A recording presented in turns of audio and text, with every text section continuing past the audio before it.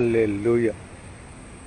കർത്താവായ യേശു ക്രിസ്തുവിൻ്റെ കൃപ എത്രത്തോളം അനുഗ്രഹിക്കപ്പെട്ട നല്ലൊരു ദിവസം ദൈവം നമുക്ക് അത്ഭുതമാക്കി തന്നിരിക്കുന്നതിനായി സ്തോത്രം. കാൺമീൻ നാം ദൈവമക്കൾ എന്ന് വിളിക്കപ്പെടുവാൻ പിതാവ് നമുക്ക് നൽകിയിരിക്കുന്ന സ്നേഹം അതെത്ര വലുതാണ്. ഈ ആകാശത്തെ വിരിച്ച് ഭൂമിക്ക് അടിസ്ഥാനമിട്ടവൻ, കരയും കടലിനെ നിർമ്മിച്ചവൻ, കർത്താദി കർത്താവും രാജാതി രാജാവുമായിരിക്കുന്നവൻ.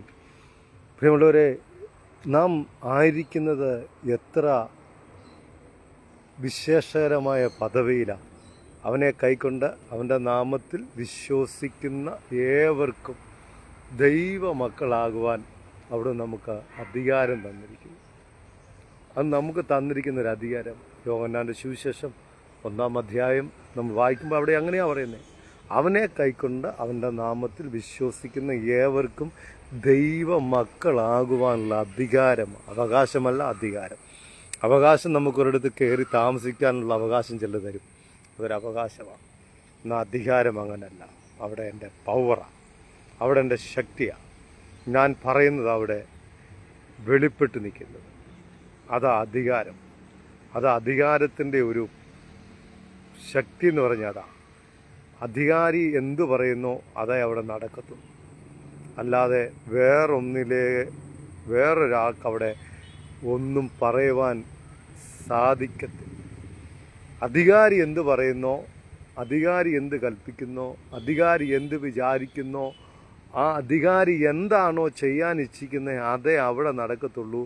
കാര്യം അതാണ് അധികാരത്തിൻ്റെ പവർ എന്ന് പറയുന്നത്. ആ അധികാരമാണ് എൻ്റെ കർത്താവ് നമുക്ക് നൽകി തന്നിരിക്കുന്നത്. എങ്ങനെ? തൻ്റെ പുത്രനിലൂടെ. പിതാവ് തൻ്റെ പുത്രനെ ഈ ലോകത്തിൽ തന്ന് തൻ്റെ പുത്രൻ്റെ മരണത്തിലൂടെ ഉയർത്തെഴുന്നേൽപ്പിലൂടെ എനിക്കും നിങ്ങൾക്കും അവനെ കൈക്കൊണ്ട് അവൻ്റെ നാമത്തിൽ വിശ്വസിക്കുന്ന ഏവർക്കും അവൻ നൽകി തന്നിരിക്കുന്ന അധികാരം. അത് ഈ ലോകത്തിലെ ഒരു ശക്തിക്കും മാറ്റിക്കളയുവാൻ കഴിയത്തില്ല. ഈ ലോകത്തിലെ ഒന്നിനും അതിനെ തകർത്ത് കളയാൻ കഴിയത്തില്ല. കാര്യം ഇത് ഈ ലോകത്തിൽ നിന്നുള്ളതല്ല, ഇത് ഉയരത്തിൽ നിന്ന് വന്നതാ.